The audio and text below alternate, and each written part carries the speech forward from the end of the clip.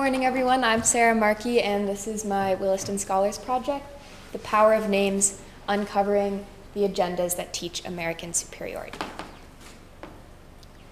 Can everyone raise their hand if they think massacre has a positive connotation?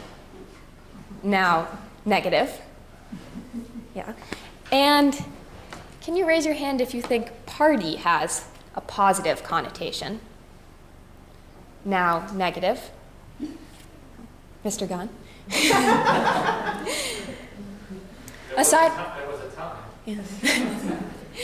Aside from Mr. Gunn, we all came to a general consensus, and I think that shows that words are suggestive, words are implicative, words are not unbiased. And in the case of party, party suggests happiness, festivity, celebration, and that's a positive thing. In the case of massacre, it suggests destruction, slaughter, carnage, all negative things. But what does this mean when party and massacre are the words we use to recount historical events? When these are the titles, the names, the way we remember? If, as we've established, they have a connotation.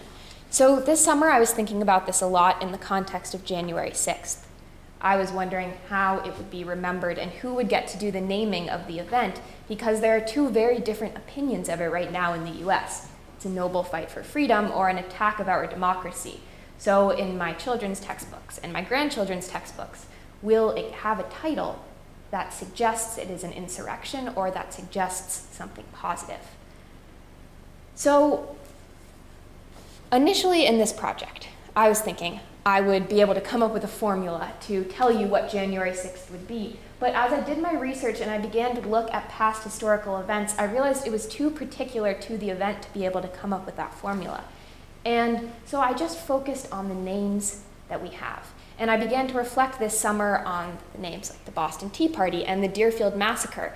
And massacre and party imply without further explanation this closed and biased narrative. And so in my paper, I go into an in-depth analysis of both of these events and what happened and how they came to be and how they were named. And today I'm just going to explain one of them, which proves my theory that historical names come from the agendas of a party, not from the actual history that happened. So today we'll talk about the Deerfield Raid, which happened just up the road in Deerfield, Massachusetts, where I'm heading today with Natalie and Sydney for my field hockey game. And to give you some background, the Deerfield Raid, as it should be called, occurred in 1704 on February 29th as part of the French and Indian Wars. And the French and Indian Wars were a series of conflicts between the colonial powers of Britain, France, and Spain.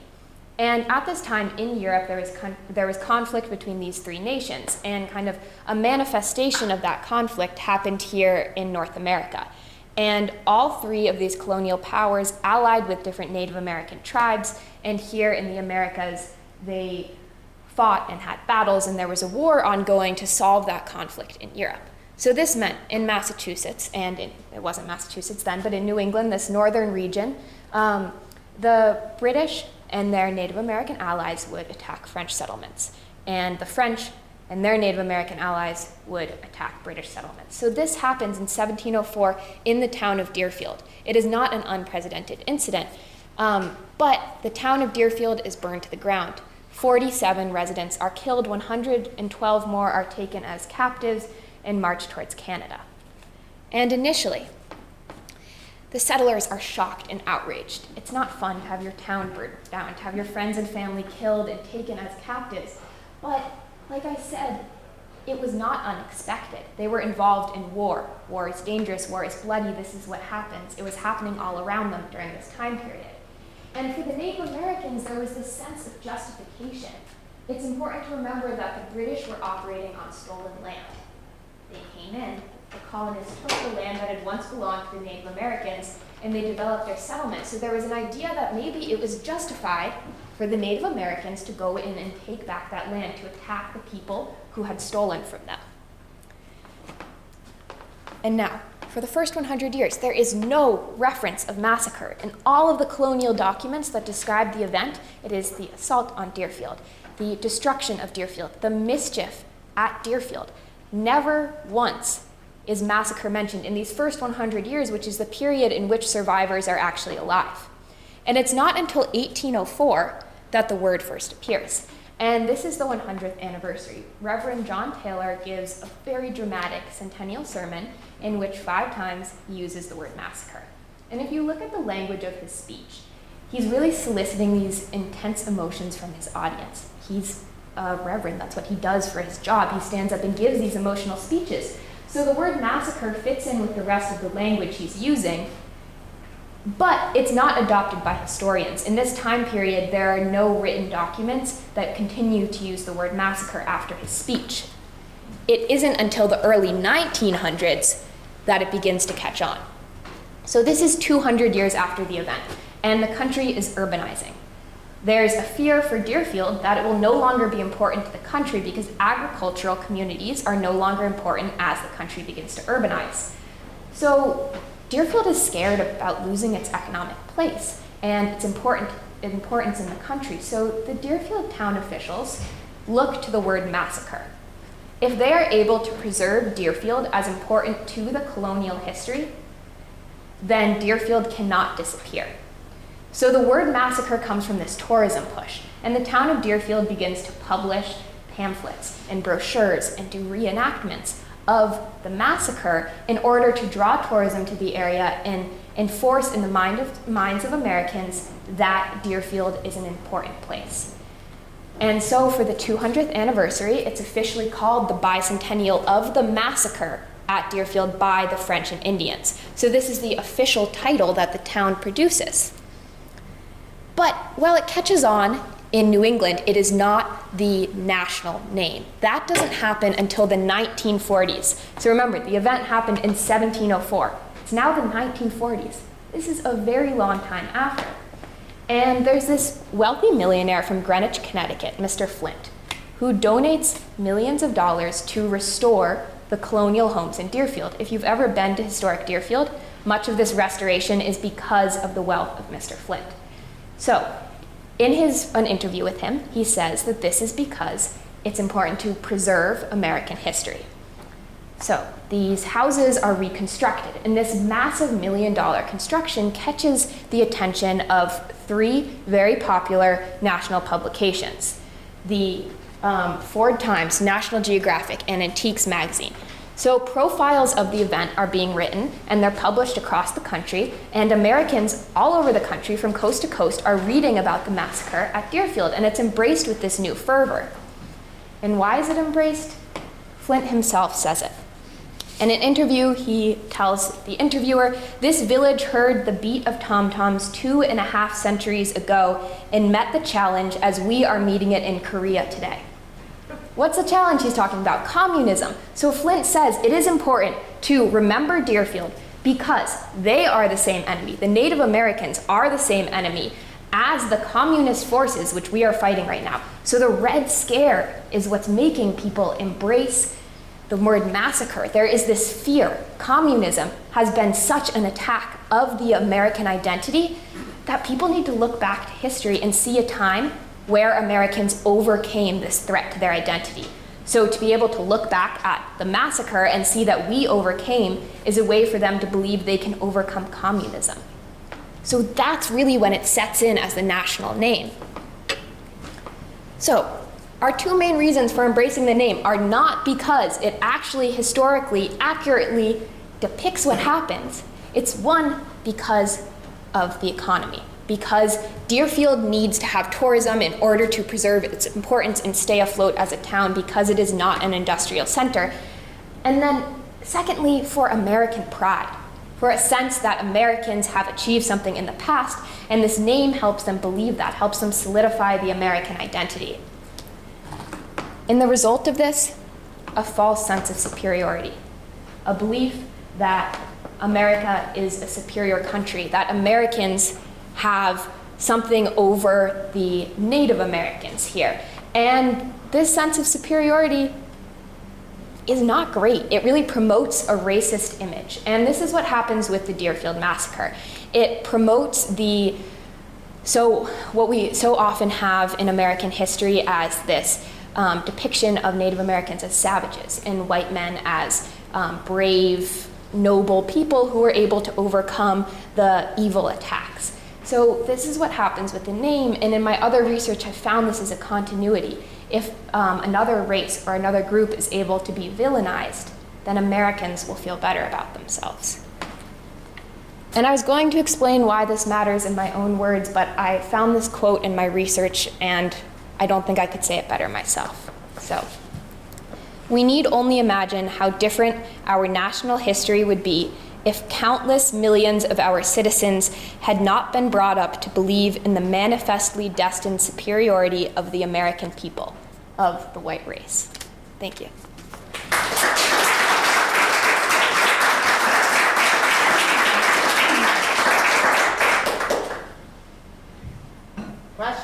Mr. Gunn.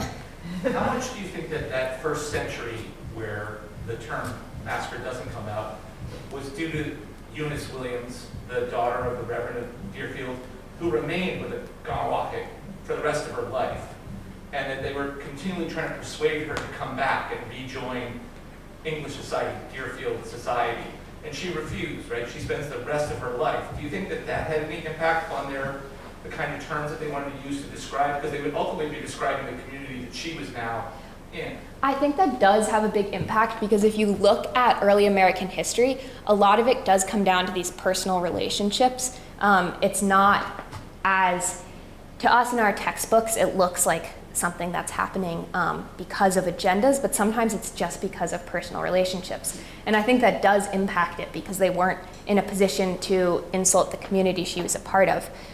I also think the consensus about the French and Indian Wars was very different then than it is now, just because it was so much more current. And in that first century, it was much harder to see it as this disastrous and evil event when other things had been happening. I also, in my research, have found that names had never came up overnight. So in all of these historical events, they're referred to as many different things for like the first 100 years after, and then something is created. So I think that personal relationship and has an influence, but I also think it just doesn't happen that we settle on a name right after an event. Benning. So just like the Deerfield Massacre and the Boston Tea Party, it was sort of economic power and American pride. Like the Boston Tea Party is a huge tourism attraction. Would you say January 6th would probably be remembered in the same way and be named off economic gain and American pride, or do you think things might change? Interestingly, with the Boston Tea Party, it's not a community-based economic drive.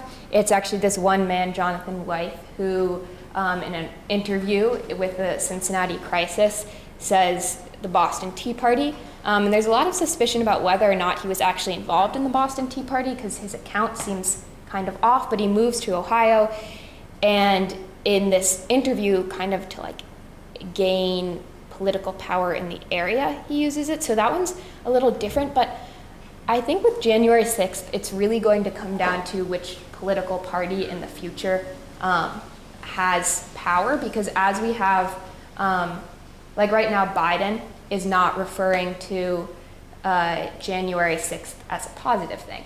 And I think if it continues to stay, the power continues to stay with people who do not believe that it was a positive thing, I think history textbooks will be forced to commemorate it as a negative thing, and that's where the name's going to come from.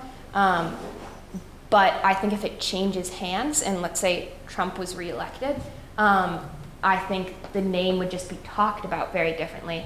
So it may come from an economic tourism push, but I just think because the capital already has so much tourism, there isn't that motivation to draw in economic donations and such. Yeah, Tyler.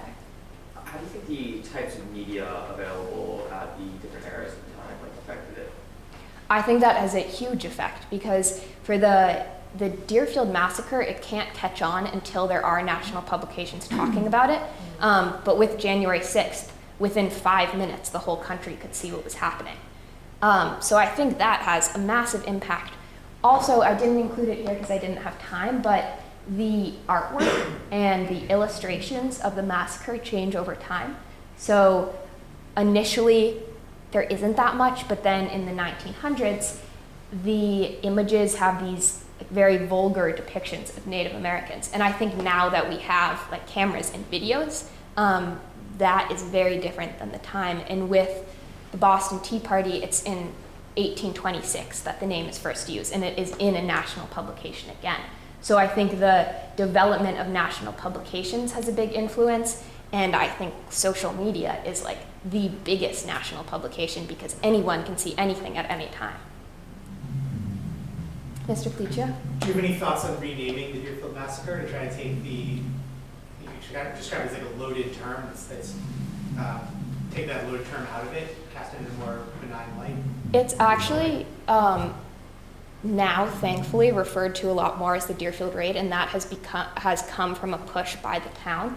And I think it's Western Massachusetts is an area that's very conscious of that kind of thing. So the Town Historical Society has looked to rebrand as the Deerfield Raid. I think hopefully in future years, by the time everyone who had learned about it as the massacre is no longer alive, it will be remembered. It will be remembered as a raid, not a massacre. But there have also been political movements like the Fort Dearborn raid, which is a lesser known one, was originally called a massacre, and then there were protests by town members and by political figures to rename it as a raid, not a massacre, and then that publicly happened and officially. Edward. Do you think there's any possibility that we might give a neutral name to what happened in January 6th, just because it's referred to as an insurrection? Some people who support what happened at the Capitol might feel a certain kind of like martyrdom attached to the like negative connotation of the name. I think that's kind of what happened after the Deerfield raid with the mischief at or the destruction of, because those just said what happened. They didn't use a loaded term. And I think that's what's happening right now with January 6th, actually, because we just call it January 6th or the events of January 6th, and everyone knows what we're talking about. So I think we're in that period of not a suggestive name, but I just think the event is too powerful and too significant in our history, especially right now, for it to go on as a neutral event because the actions were so not neutral. I think if it is a neutral event, then that will promote an agenda, because neutrality in a situation of disaster makes a statement.